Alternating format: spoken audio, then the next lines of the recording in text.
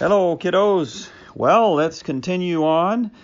The last time we saw that Cain, who had killed Abel, his brother, had tried to lie. Well, he hadn't tried. He lied to God, thinking he could cover up what he'd done or whatever, but God knew exactly what had happened.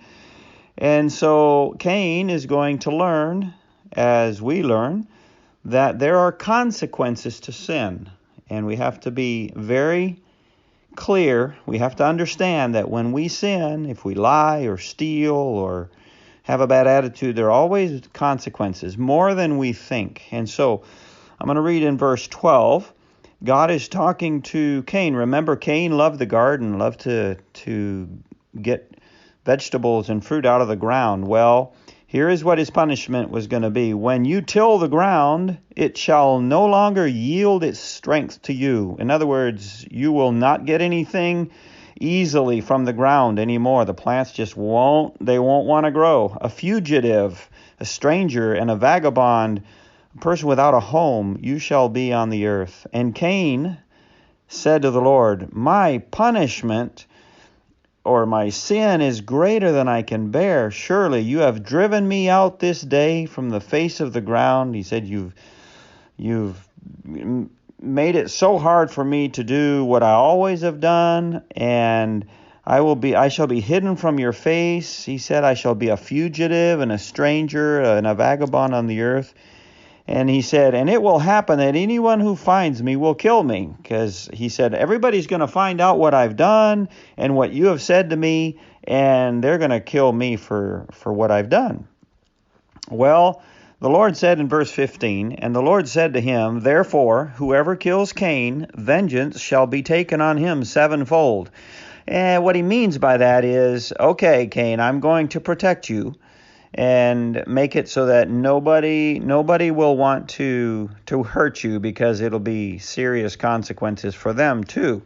And so it says, and the Lord set a mark on Cain, lest anyone finding him should kill him.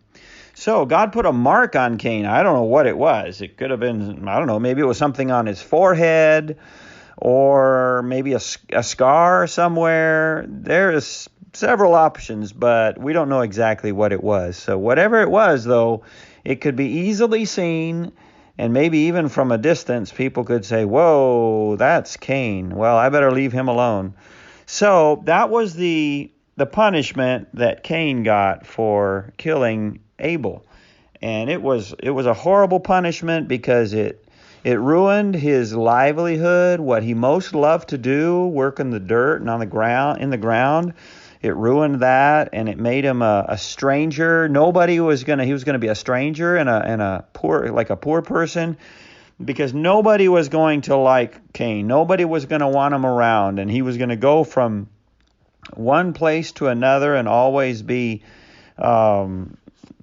kicked out of there by the people because they didn't want him around. So those were consequences of a sin, and we need to realize, we need to say every day, Lord, help me not to sin. Help me to be good, because I don't want to displease you, and I don't want all those bad consequences that come along with doing things that are not right. So Cain shows us that one sin can bring a whole bunch of consequences, a whole bunch of bad results, and bad things can come to us just by sinning once. So we want to avoid sin. First of all, because it displeases God. That's the main reason. But then also, we don't want to sin because it will hurt us. In the end, it's not good. Okay?